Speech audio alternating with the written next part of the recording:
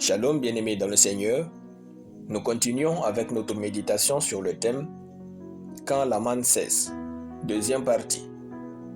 Nous tirons notre texte dans Josué chapitre 5, le verset 12, qui nous dit ceci. La manne cessa le lendemain de la Pâque, quand ils mangèrent du blé du pays. Les enfants d'Israël n'eurent plus de manne, et ils mangèrent des produits du pays de Canaan cette année-là. Alléluia. Quand la manne cesse, il faut croire en Dieu et commencer à faire usage de ses propres capacités. Au temps de la manne, elle ne demandait aucune capacité aux enfants d'Israël.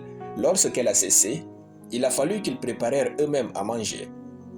Imaginez des femmes qui n'ont jamais fait la cuisine, des hommes qui n'ont jamais cultivé pour se nourrir, des enfants qui n'ont jamais appris à vendre au marché pour survivre.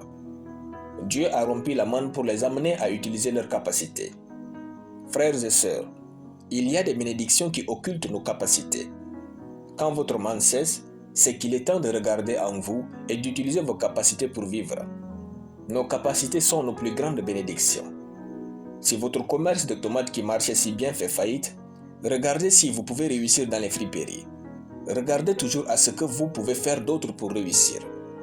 Notre destinée n'est pas un lieu d'oisiveté et de paresse. C'est un lieu et une période de notre vie où nous travaillons quand même, mais les résultats seront toujours au-delà de nos efforts.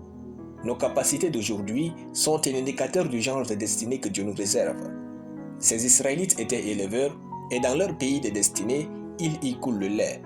C'est une illustration pour nous dire que notre destinée est un lieu où nos capacités sont en harmonie avec notre vocation, de telle sorte que nous allons prospérer et vivre dans l'abondance.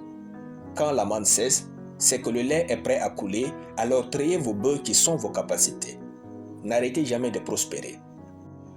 Quand il y a disparition subite de votre bénédiction ou de votre manne, refusez d'être incrédule ou de croire que c'est aussi fini pour vous. Sachez que Dieu fait des choses dans nos vies pour entraîner notre foi à croire en lui. Quand la manne cesse, vous devez grimper sur Dieu. Restez positif et progressif. Le fait que quelque chose qui vous fait du bien des années a cessé, cela ne signifie pas que c'est fini pour vous. Dieu ne peut pas vous retirer quelque chose s'il n'a pas le meilleur pour vous.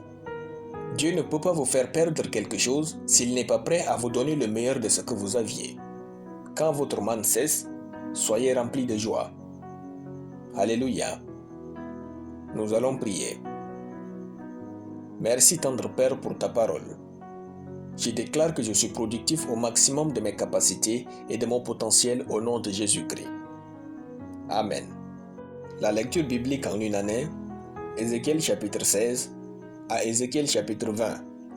Soyez bénis, c'était le pain du ciel.